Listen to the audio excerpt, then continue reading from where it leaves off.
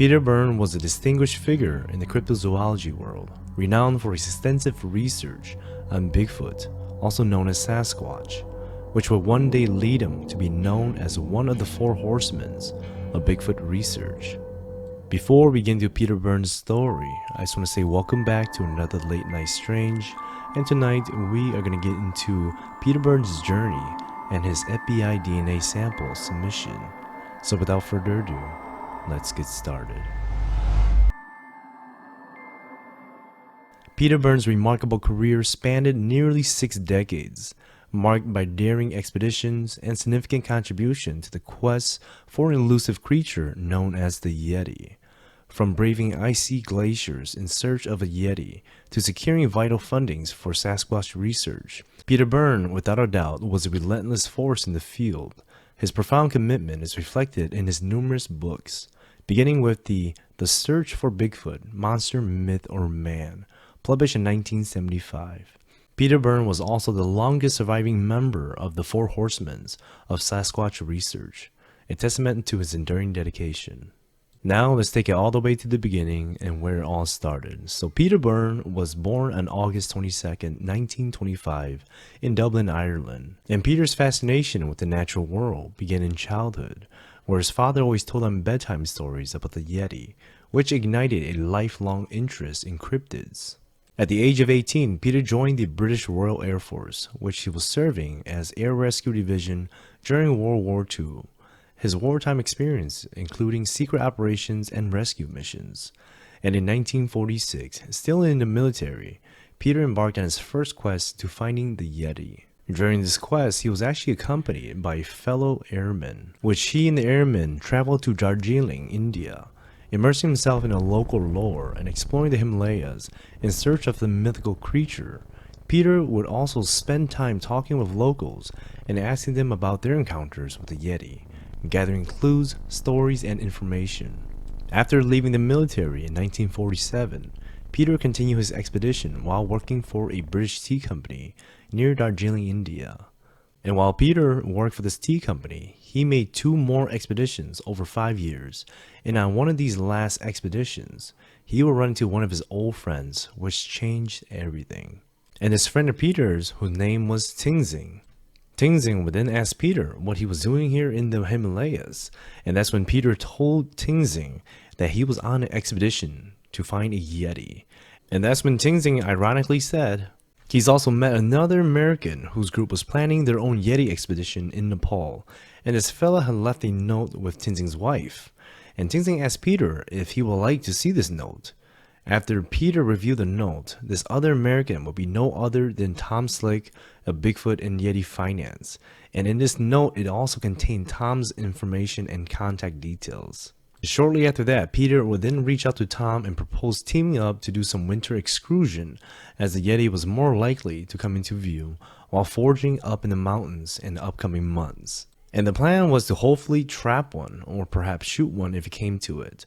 And from 1957 on to 1959, that's when Peter and Tom collaborated on several expeditions, uncovering intriguing evidence, such as mysterious footprints all the way to potentially Yeti droppings. Yes, Yeti poop. But other than the poop, one of the most captivating episodes involved a purported Yeti hand, which Peter sought to obtain for scientific analysis. After facing initial resistance from the monks who guarded the artifact, Peter successfully negotiated a deal, eventually smuggling a piece of hand or finger out of Nepal with the assistance of actor Jimmy Stewart. Although the hand or finger was analyzed in the United Kingdom, the results were inconclusive, with later DNA tests suggesting human origins. But tragedy struck in 1962 when Tom Slick died in a plane crash, halting their active search for Sasquatch.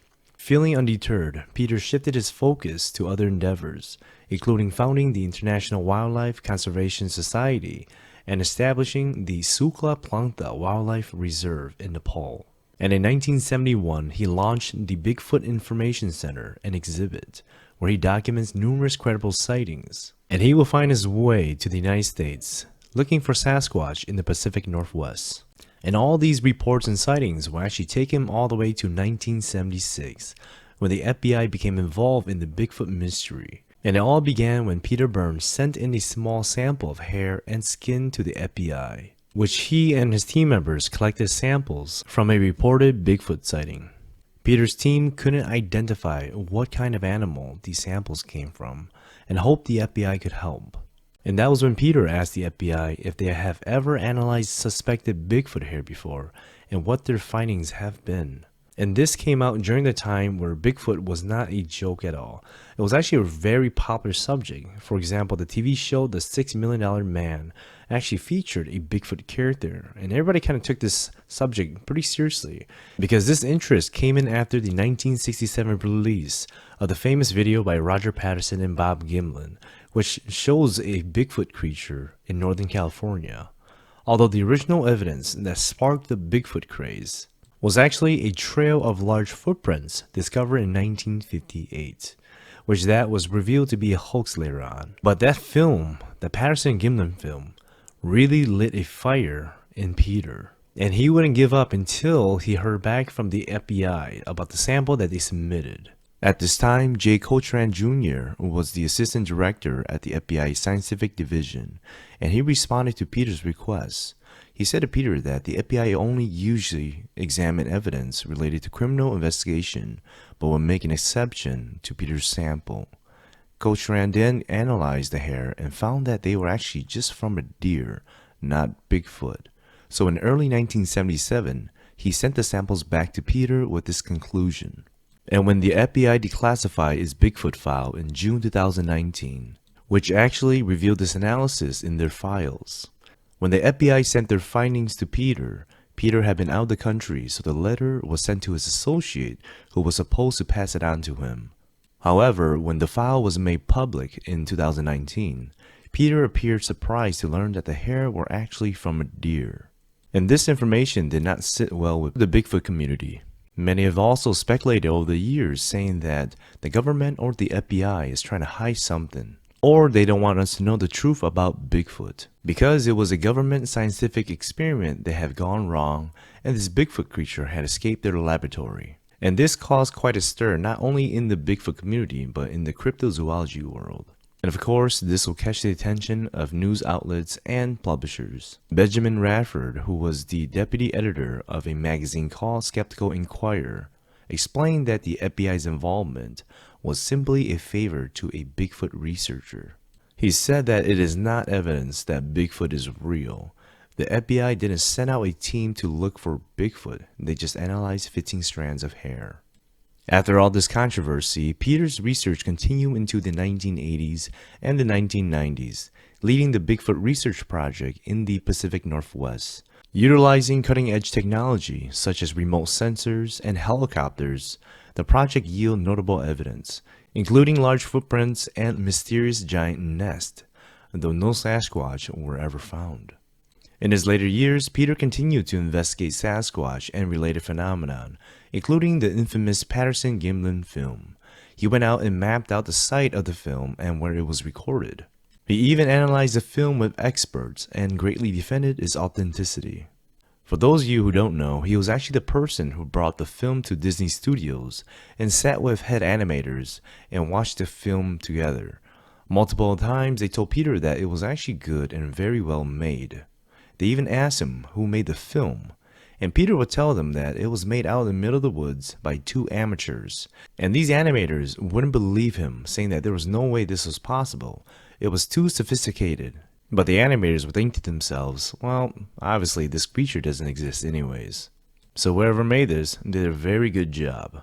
Despite facing skepticism and controversy, Peter's contribution to cryptozoology were both substantial and influential. Peter's life was not without controversy. In 1992, he was sentenced to probation for financial fraud, having concealed his income while receiving needs-based benefits. Despite this setback, his passion for cryptozoology and larger-than-life personality continued to impact the field until his death at 97 years old on July 28, 2023. Peter Byrne's legacy as an adventurer and researcher is profound. His unwavering commitment to the search for Yeti and Sasquatch, combined with his dynamic and adventurous spirit, has cemented his place as a key figure in the cryptozoology world. Before I leave you guys, I just want to say that those who dedicate their entire lives chasing what many will call it a fairy tale. I just want to say that it might be a fairy tale to you, but I believe Peter, or many others out there in the world, has seen something that made them embark on this wild journey to the very end, like Peter. And until you experience a cryptid encounter or even a ghost encounter, your worldview is just going to be what society makes it. I don't know if that's a good thing or a bad thing, but ever since I had my encounters, my worldview had changed, and those who have never encountered anything paranormal will not understand this. So I will end it here for you guys today. I just want to say thank you guys all for watching again, and I'll see you guys all on the next episode of Late Night Strange. Goodbye, everybody, and like always, stay strange.